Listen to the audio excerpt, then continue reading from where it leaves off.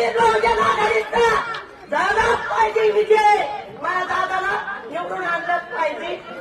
आणि नारायणपूरच्या महाराज स्वतःच आहे, स्वतः असं म्हणतं